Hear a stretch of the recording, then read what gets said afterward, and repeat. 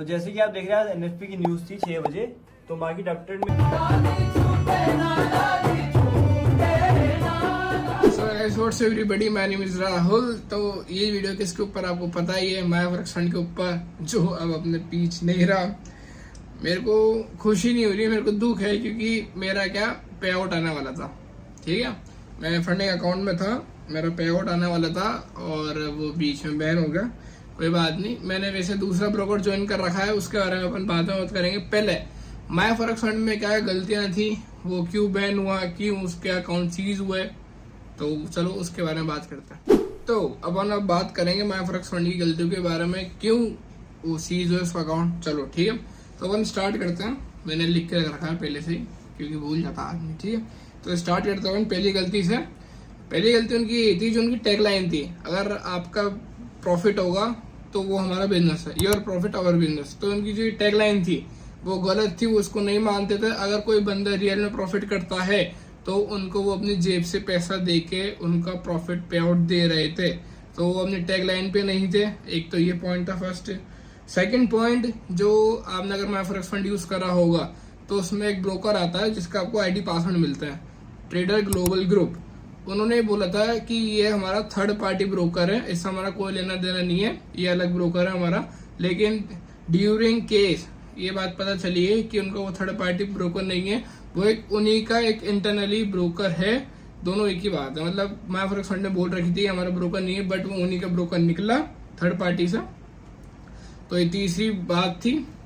और चौथी ये थी, मैं थोड़ा एक रफ आइडिया बताता हूँ क्या था। उनके जो टोटल कस्टमर बेस था वो 1,35,000 कस्टमर्स का था। 1,35,000 customer is a huge customer base. और उसके बाद जो 1,35,000 कस्टमर ने पे करा है फी, जो अपन अकाउंट खरीदता है, एवोल्यूशन 5 के 10 के 20 के 50 के ऐसे सोन 300 के था।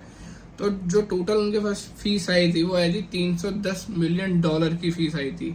तो एक तो ये $310 मिलियन की फीस का उन्होंने घोटाला करा, जो उन्होंने कराया CFTC की रिपोर्ट के अकॉर्डिंग उन्होंने एक पॉन्जी स्कीम चलाई है ट्रेडर्स को लूटने के लिए। और ट्रेडर्स को ये बोल के लूटा है कि हम आपको प्रोफेशनल ट्रेडर बनाएंगे, अपने फंड से आप प्रॉफिट करोगे, ये हमारा बिजनेस है। ये पूरा एक पॉन्जी स्कीम थी, वहाँ पे वेबसाइट में साफ साफ मेंशन है पॉन्जी स्कीम क्या होती है। अपना फोर्थ पॉइंट ये है कि ये फोर्थ पॉइंट आपने देखा होगा, आपने मायाफॉरेक्स फंड यूज करा होगा। तो वो फोर्थ पॉइंट क्या था, अगर आप मायाफॉरेक्स फंड में ड्यूरिंग NFP ट्रेड करते हो तो इसका स्प्रेड बढ़ जाता है।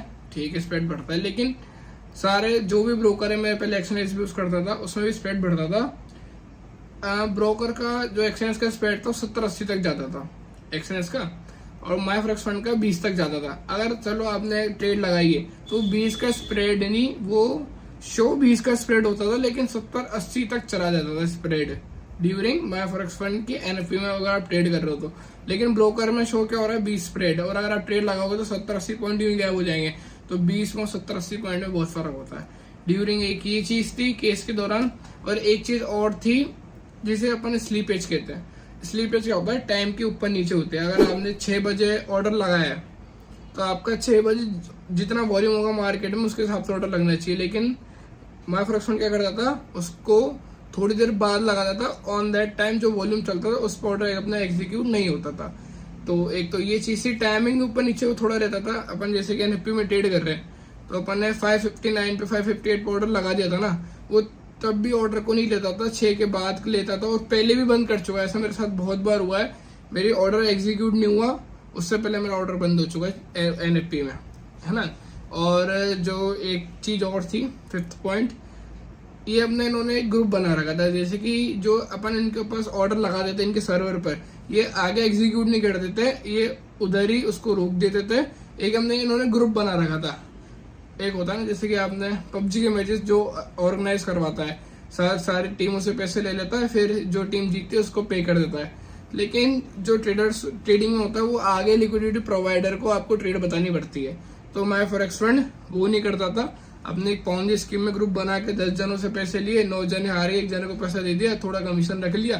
तो ये कुछ मायाफॉरेक्स फंड यूज करता था। हाँ, इसमें एक पॉइंट और था जो मैं आपको बताना भूल गया। जो फिफ्थ पॉइंट था, वो फिफ्थ पॉइंट बहुत इंपॉर्टेंट है। वो फिफ्थ पॉइंट ये था कि जो 310 मिलियन की फीस आई थी मायाफॉरेक्स फंड के पास, उसमें से $10 मिलियन माय फॉरेक्स फंड के ओनर, इनका नाम मेरे को, मैं एक सेकंड बस बता, मुर्तुजा काजिम, उनके पर्सनल अकाउंट में वो $10 मिलियन ट्रांसफर हुआ माय फॉरेक्स फंड के अकाउंट से, और उस $10 मिलियन का उन्होंने लग्जरी लाइफस्टाइल में, जैसे कि यहाँ पे साफ साफ मेंशन कर रखा है, उन्होंने वो पैसा घर खरीदने में, गाड़ियां खरीदने में और अपनी लग्जरी लाइफ को एक फुली मेंटेन करने के लिए उन्होंने वो $10 मिलियन खर्च करे हैं। एक तो ये पॉइंट था, और पूरी कंपनी का, तो सबसे बड़ी बात ये आ रही है, और पूरी कंपनी का शेयर होल्डर सिर्फ एक जना था, वो उसका सीईओ, जिसका मैंने भी आपको नाम बताया।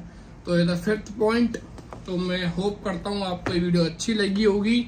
इसके बाद वाली वीडियो में मैं बताऊंगा अब मैं कौन सी प्रोफाइल यूज कर रहा हूँ, वैसे मैं आपको बता दूंगा, उसके ऊपर एक डिटेल वीडियो आएगी जैसे माय फॉरेक्स फंड की आई थी, ठीक है। तो अगर कोई डाउट हो तो इंस्टाग्राम पे जाओ, मैं सबके जवाब देता हूँ, मैं किसी को ऐसा नहीं है कि मैं आंसर नहीं करता, मेरे को डीएम करो, जो भी दिक्कत है मेरे से पूछो। तो आज की वीडियो के लिए बस इतना ही, तो थैंक यू, नाइस।